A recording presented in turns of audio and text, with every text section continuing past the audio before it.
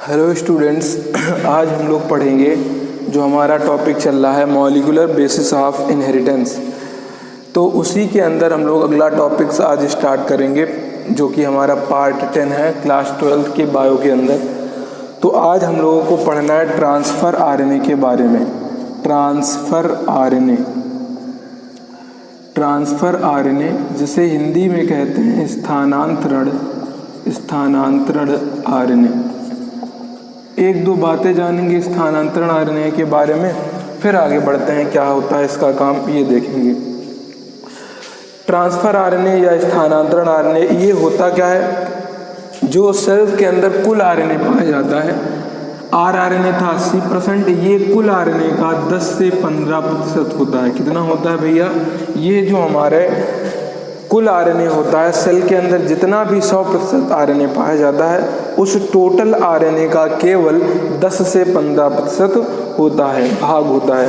और सबसे छोटा होता है जो टीआरएनए होता है, सबसे छोटा आरएनए होता है। इसको कहा जाता है 4s आरएनए। टीआरएनए कितना होता है? 4s RNA. इसके अंदर चौथी सब यूनिट पाई जाती है, 4 मतलब उसमें पाई जाती थी 5s तक सब यूनिट, इसमें 4s तक पाई जाती है। और ये 10 से 15% भाग है, सबसे छोटा है। तीसरा याद रखना, इसको हम लोग कहते हैं सॉल्युबल, या दूसरा नाम होता है इसका एडाप्टिव आरएनए।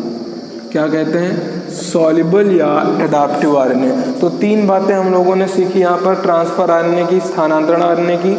यह जो है कुल आरएनए का 10 से 15% भाग होता है, सबसे छोटा होता है 4s आरएनए बोला जाता है। इसका दूसरा नाम होता है सॉल्युबल या एडाप्टिव आरएनए। क्या नाम होता है भैया? सॉल्युबल या एडाप्टिव आरएनए। अब इसका कार्य देख लेते हैं, कार्य क्या होता है। इसका कार्य ये होता है कि जो हमारी कोशिका के अंदर एमिनो एसिड पाई जाती हैं, तो एमिनो एसिड को स्थानांतरित करने का कार्य करता है। क्या करता है? इसका कार्य क्या लिखेंगे भैया फंक्शन के अंदर? फंक्शन क्या है इसका, कार्य क्या है?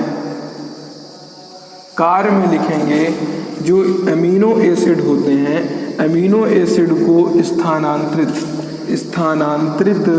करने का कार्य करता है। स्थानांतरित करने का कार्य करता है।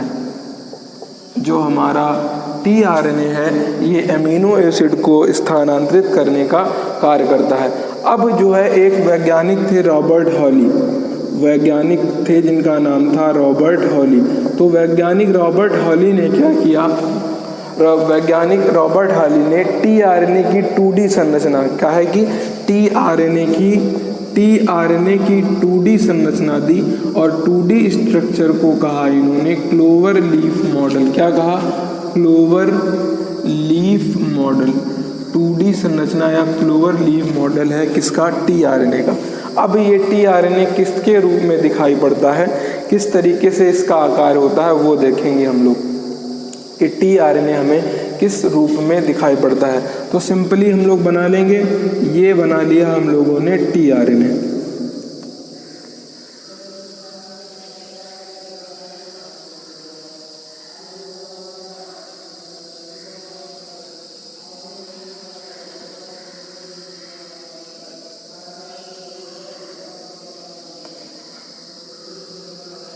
कुछ टीआरएनए जो है हमारा इस तरीके से दिखाई पड़ता है।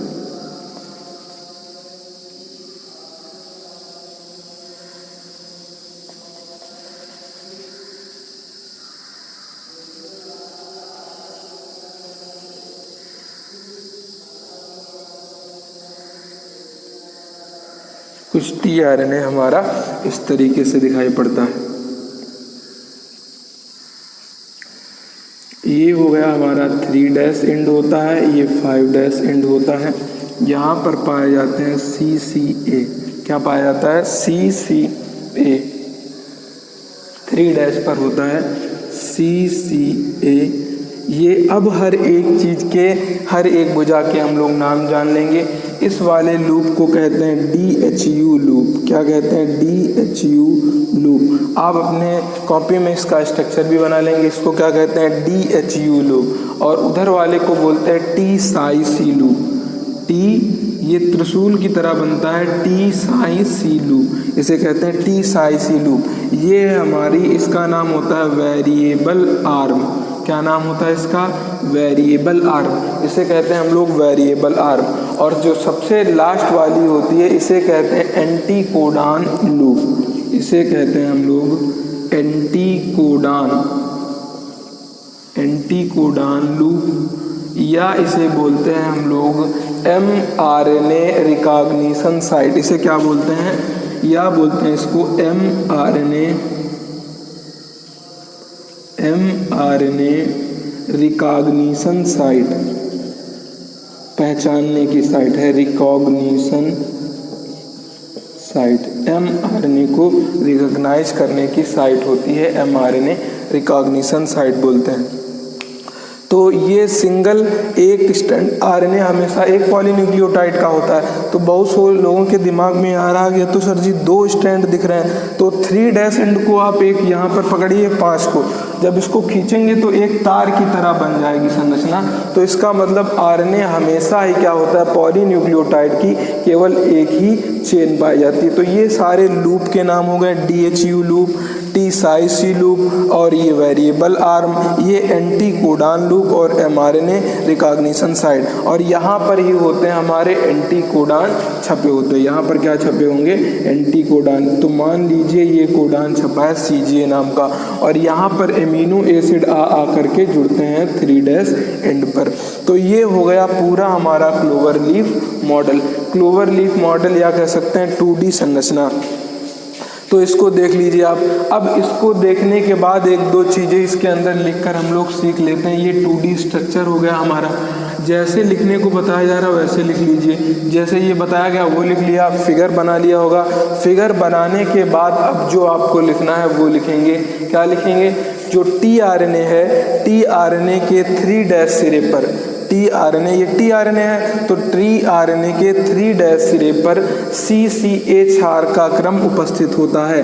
CCA क्षार का क्रम उपस्थित होता है। tRNA के 3' एंड पर CCA क्षार का क्रम उपस्थित होता है। इस सिरे को ग्राही सिरा कहते हैं। अच्छा, ग्राही सिरा क्यों कहते हैं? क्योंकि बताया था यहाँ से अमीनो एसिड को ग्रहण किया जाता है, इसीलिए 3' सिरे को क्या कहते हैं? ग्राही सिरा कहते हैं। तो T' के 3' सिरे पर CCA क्षार का क्रम उपस्थित होता है, और इस सिरे को ग्राही सिरा भी कहते हैं क्योंकि अमीनो एसिड 3' सिरे पर जुड़ता है। क्योंकि इस सिरे को ग्राही सिरा कहते हैं क्योंकि 3' सिरे पर अमीनो एसिड जुड़ता है। एमिनो एसिड का कार्बोक्सिलिक समूह ही 3' सिरे से बंध बनाता है, जबकि 5' सिरे पर जो हमारा ग्वानिन होता है उपस्थित होता है। तो 5' जो सिरा है यहाँ पर हमारा ग्वानिन उपस्थित होता है, ग्वानिन। और अमीनो एसिड का कौन सा समूह बॉन्ड बनाता है? कार्बोक्सिलिक ग्रुप COOH ग्रुप जो है 3' से ही बंध बनाता है।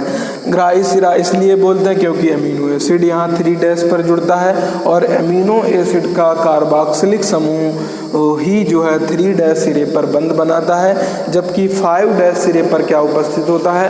ग्वानिन उपस्थित होता है। एक बार फिर से बोले दे रहे हैं हम पूरी जो चीज़ें बताई हैं। tRNA के 3' सिरे पर CCA क्षार का क्रम पाया जाता है। इसे ग्राही सिरा भी कहते हैं क्योंकि यहाँ पर अमीनो एसिड ग्रहण होता है। एमिनो एसिड का कार्बोक्सिलिक समूह ही 3' सिरे से बंध बनाता है, जबकि 5' सिरे पर ग्वानिन उपस्थित होता है। जबकि 5' सिरे पर क्या उपस्थित होता है? ग्वानिन उपस्थित होता है। अब आपको जो है पैराग्राफ चेंज करके क्या लिखना है कि जो हमारा हाइड्रोजन बंध होता है, ये सब हमारे हाइड्रोजन बंध होते हैं। तो जहाँ जहाँ पर हाइड्रोजन बंध नहीं पाया जाता, जैसे यहाँ पर हाइड्रोजन बंध नहीं पाया जा रहा, यहाँ पर नहीं पाया जा रहा, यहाँ पर नहीं पाया जा रहा, तो जहाँ जहाँ पर हाइड्रोजन बंध नहीं उपस्थित होते हैं वहाँ पर लूप का निर्माण हो जाता है। काहे का निर्माण हो जाता है? गोल गोल लूप का निर्माण हो जाता है। तो tRNA का अणु हाइड्रोजन बंध बनने के कारण क्या हो जाता है? फोल्ड हो जाता है। तो जहाँ पर ये हाइड्रोजन बंध पाए जा रहे हैं यहाँ पर फोल्ड हो गया हमारा। तो टीआरएनए के अंदर हाइड्रोजन बंध बनने के कारण ये फोल्ड हो जाता है, लेकिन जहाँ पर हाइड्रोजन बंध नहीं पाए जाते हैं वहाँ पर ये क्या हो जाता है, लूप का निर्माण कर देता है। तो ये बात भी आपको पैराग्राफ चेंज करके लिख लेनी। क्या लिखनी है, टीआरएनए का अणु हाइड्रोजन बंध के कारण फोल्ड हो जाता है, लेकिन जहाँ जहाँ पर हाइड्रोजन बंध नहीं पाया जाता है वहाँ पर लूप का निर्माण हो जाता है। काहे का निर्माण हो जाता है, लूप का निर्माण हो जाता है। तो ये बात आपको लिख लेना है इतनी अच्छी तरीके से। फिर हम लोग मिलेंगे, इन सारे लूप के कार्य के बारे में अगले वीडियो के अंदर देखेंगे। आपको इसको फिगर बनाना है, जितनी बातें बोलकर बताएं उसको लिख लेना है। एक बार फिर से हम बोले दे रहे हैं, आपको लिखना है टीआरएनए के 3' सिरे पर CCH क्षार का क्रम पाया जाता है। इसे ग्राही सिरा भी कहते हैं क्योंकि अमीनो एसिड यहाँ पर जुड़ता है, 3' पर जुड़ता है। अमीनो एसिड का कार्बोक्सिलिक समूह 3' से बंध बनाता है, जबकि 5' वाला ग्वानिन उपस्थित होता है। टीआरएनए के अंदर हाइड्रोजन बंध के कारण फोल्ड का निर्माण हो जाता है, लेकिन जहाँ पर हाइड्रोजन बंध नहीं पाया जाता है वहाँ पर लूप का निर्माण हो जाता है। और बाकी जो हमारे इन लूप के काम THU लूप है या T-साइसी लूप है या एंटीकोडान लूप है या इसको ही कहते हैं mRNA रिकॉग्निशन साइट, जितने भी लूप हैं इनका कार्य हम लोग अगली वीडियो के अंदर देखेंगे। चलिए आज के लिए इतना ही।